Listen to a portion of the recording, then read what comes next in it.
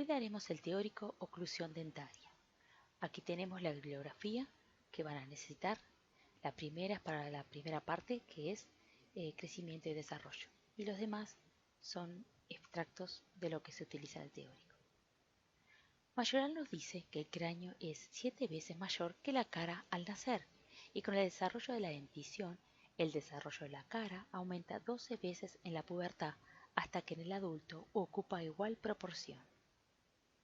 Vamos a ver cómo es el desarrollo de esa oclusión.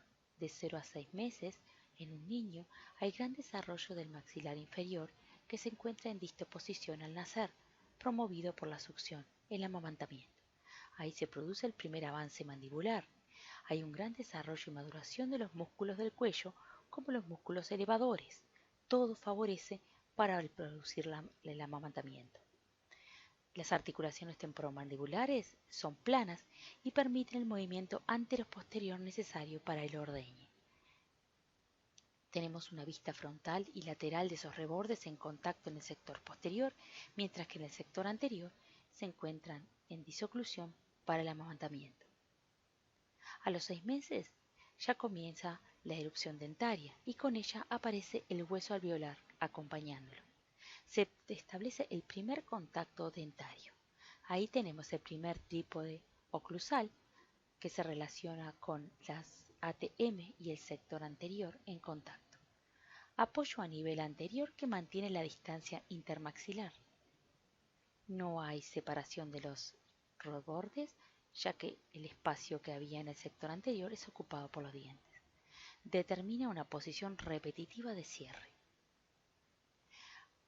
De 14 a 28 meses ya tenemos un niño más grande y a los 14 meses se erupcionan los primeros molares temporarios, generando sensación de contacto y aumento de la dimensión vertical.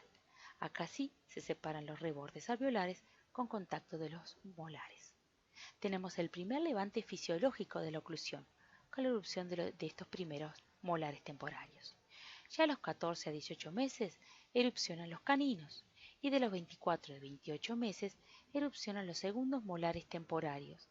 Da el contacto entre los arcos consolidando el levante de la oclusión.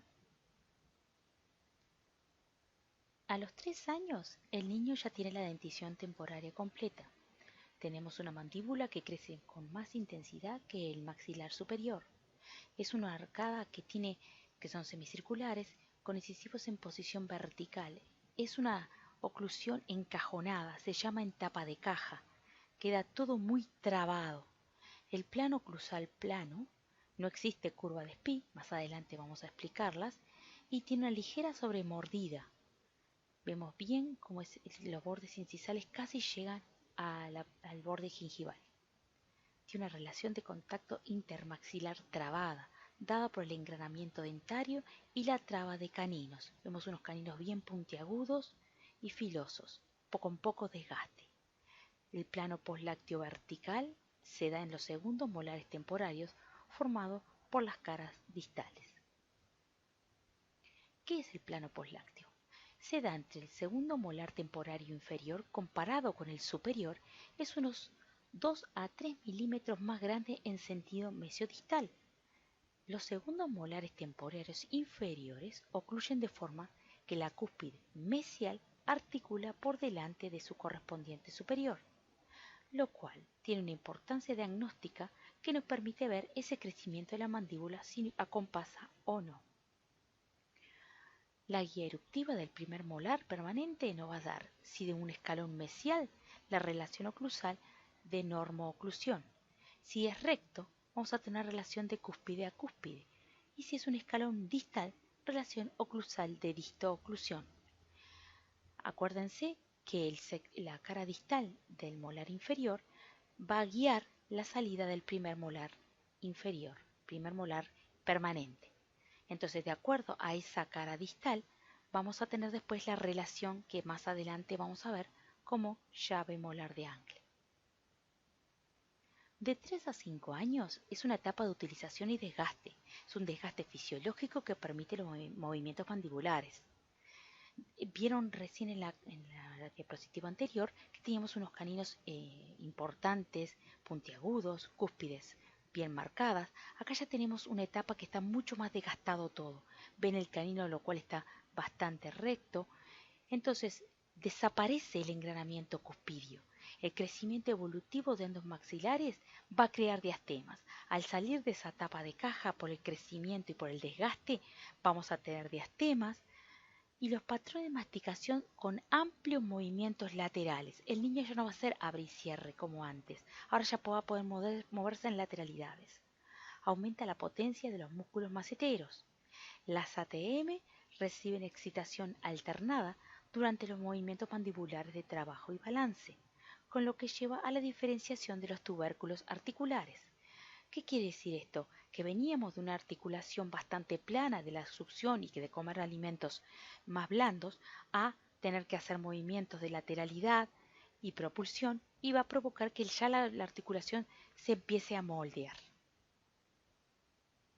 A los 6 años tenemos un periodo durante el cual los dientes temporarios y permanentes están juntos en boca y es una etapa bastante crítica, periodo de dentición mixta.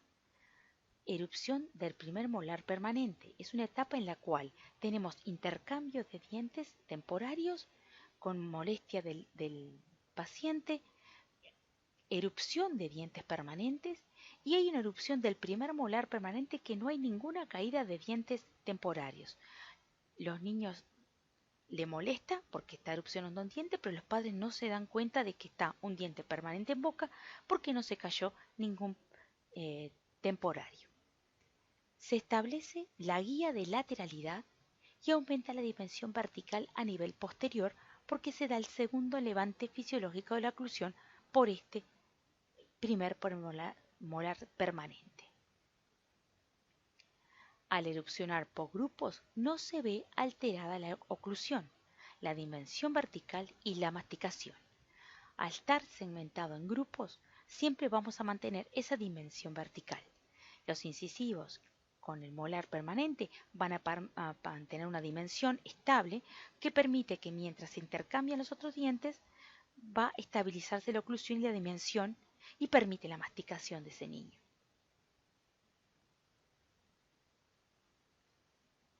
Definición de oclusión dentaria. Arturo Mas la define como la relación de contacto funcional entre las piezas dentarias superior e inferior y significa, en último término, el acto de cierre de ambos maxilares con sus respectivos arcos dentarios, como resultado de la actividad neuromuscular mandibular. Vamos a ver la relación estática de la oclusión. Vamos a ver la posición de los dientes en la arcada, la alineación de los dientes intraarco y la alineación de los dientes interarco. Y la relación dinámica de la oclusión la vamos a ver en el teórico siguiente. La alineación dentaria. Se crea un espacio neutro o zona neutra donde se da por el equilibrio de las fuerzas que actúan sobre el diente. El diente va a erupcionar en esa zona y va a estar dado ese equilibrio por la fuerza de los labios, mejillas y lengua que va a provocar que tenga un lugar específico para su ubicación. A veces los hábitos también provocan que esté o no dentro de ese espacio. Punto de contacto, va a haber un punto de contacto dados en los dientes antagonistas, todos los dientes van a tener un punto de contacto que hace que esté alineado en una arcada. El contacto oclusal con su antagonista también le produce una ubicación dentro de ese espacio. La alineación dentaria intra e interarcada son fundamentales al momento de determinar la oclusión del paciente.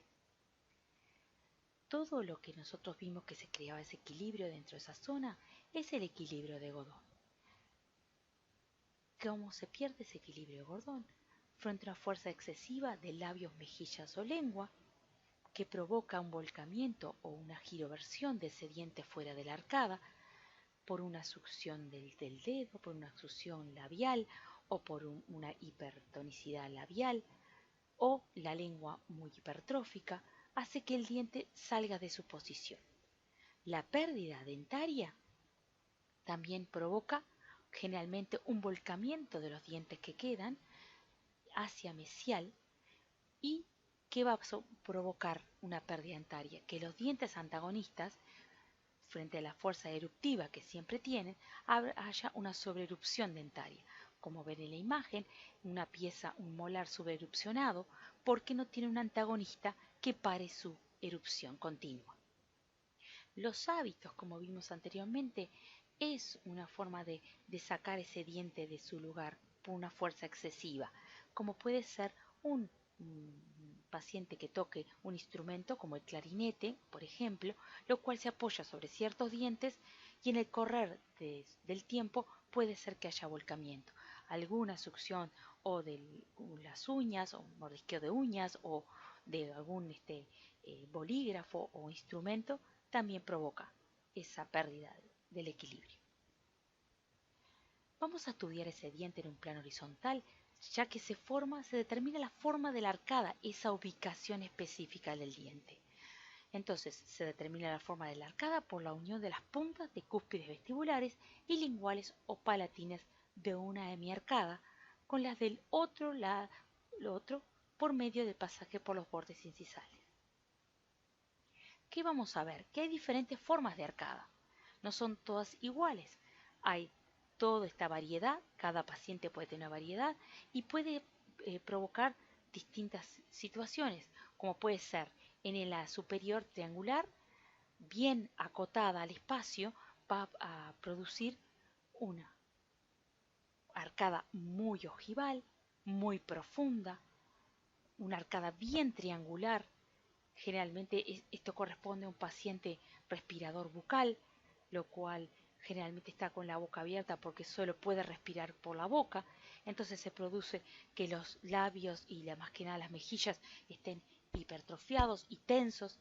Entonces provoca esa arcada triangular típica de respirador bucal. O puede ser una arcada cuadrangular o rectangular como están viendo. ¿Qué vamos a encontrar? Puntos de contacto.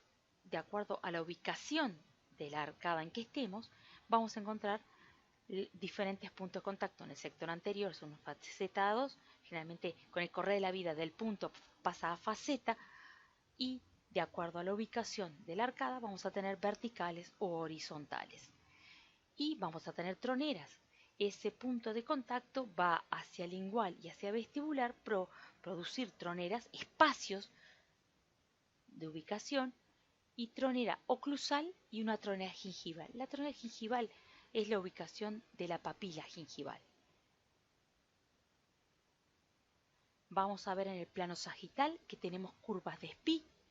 Entonces se va a determinar trazando una línea imaginaria que pase por los premolares y llegue a los molares. Es una curva de dirección antero-posterior cuya concavidad está dirigida hacia arriba y adelante. Se observa en el maxilar superior e inferior. En la imagen donde tienen AB, ven cómo la línea imaginaria se proyecta hacia el sector anterior. Es simplemente una proyección. En realidad, la curva de Spee va de premolares a último molar. En el plano frontal vamos a poder observar en esa oclusión la curva de Wilson.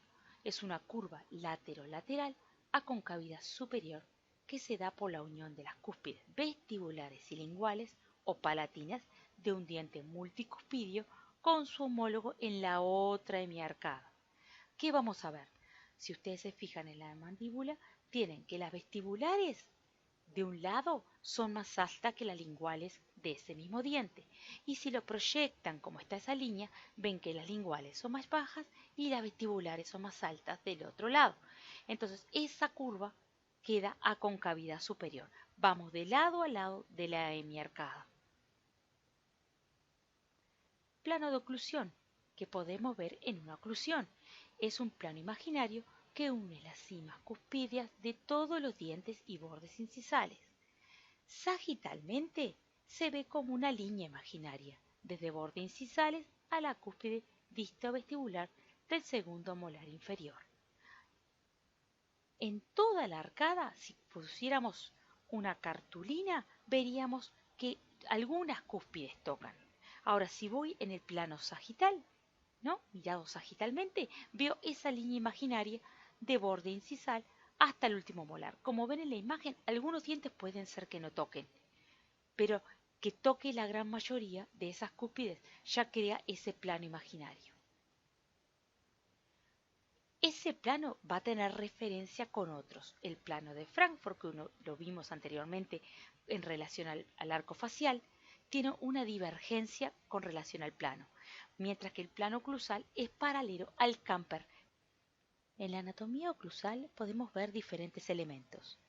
Tenemos las cúspides, que tienen una vertiente externa y una vertiente interna, y esas vertientes tienen facetas distales y mesiales. También tenemos las crestas marginales y se conforma el perímetro oclusal con la unión de esas cúspides, bien en su borde, con el borde de esa cresta marginal. Dentro de ese perímetro oclusal vamos a tener fosa central, surcos principales, surcos accesorios o secundarios y fosas secundarias. Cuando hablamos de contacto oclusal, quiere decir que la punta de cúspide va a dirigirse a la fosa, pero no significa que la punta esté tocando la fosa, no debería de tocar. Lo que va a tocar van a ser las vertientes de esas cúspides, internas o externas, y va a crearse zonas o áreas. Área infracontacto que va desde el contacto con el antagonista hasta el fondo de la fosa, y en esa zona es donde se va a producir la molienda del alimento, mientras que tenemos otra área que sería desde el contacto con el antagonista hasta la cima cuspidia, y esa es una zona de guía de los movimientos. Esa zona o esa área ayuda a hacer los movimientos de deducción, o cuando el contacto tiende a ser cerca de la cúspide, lo guía hasta el contacto definitivo. La altura cuspidia. La altura cuspidia es la distancia entre la cima y la base imaginaria de las cúspides proyectada sobre un plano vertical. Esto es bastante limitado para medirlo, hay que cortar la cúspide a la mitad. Entonces en la práctica se toma como referencia el ángulo formado entre la base de esa cúspide y la vertiente.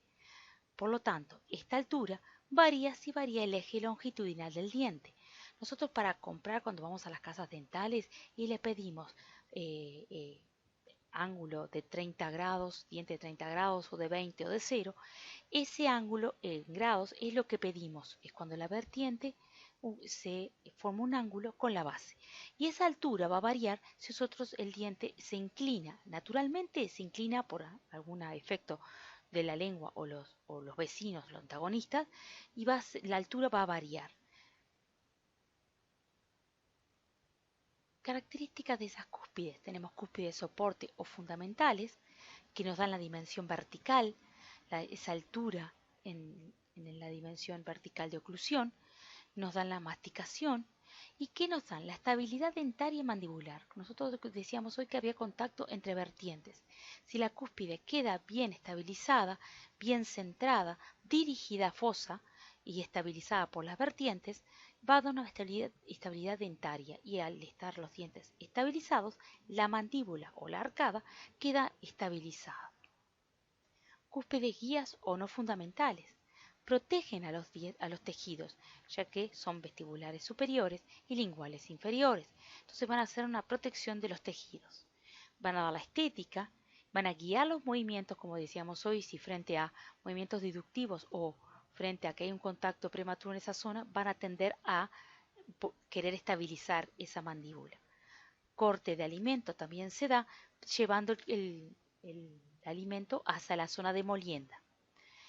Decíamos que daban la estabilidad dentaria porque al tratar de llevar la cúspide hacia fosa central, estabilizan ese diente y lo vuelven a estabilizar en la mandíbula. Vamos a ver la anatomía de las cúspides. No perder de vista que las cúspides fundamentales son las palatinas superiores y las vestibulares inferiores, y las cúspides no fundamentales son las vestibulares superiores y las linguales inferiores. Entonces, las cúspides fundamentales son más voluminosas en sentido gingivo-oclusal y mesiodistal. Ustedes, si lo ven en una tabla oclusal, van a ver que tienen una proporción más grande de esa cara oclusal, las fundamentales. Mientras que las no fundamentales son más finas, rectas, ahusadas, puntiagudas, casi sin mucho volumen. Esa es la diferencia entre las dos cúspides. Vamos a ver la alineación interarco, que pasa cuando entramos en oclusión.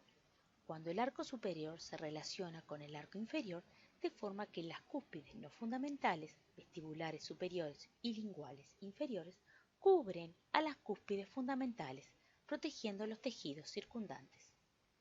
Las cúspides fundamentales, vestibulares inferiores y palatinas superiores se relacionan con las fosas centrales de los dientes antagonistas, conservando la dimensión vertical y haciendo la molienda al alimento. Es una oclusión normal o normoclusión. Cuando existe una discrepancia de crecimiento del maxilar o la mandíbula o un patrón de erupción dentaria alterado, se produce una relación de mordida cruzada. ¿Cómo va a ser esa relación de antagonismo? Tenemos relación de cúspide a fosa, como hablábamos anteriormente, la cúspide se dirige a la fosa, no la contacta, sino que el contacto de vertientes, pero es de un diente a un diente. Después tenemos cúspide cresta marginal, que es de un diente a un diente también, cuando la cúspide se dirige solo a la cresta marginal de un diente antagonista.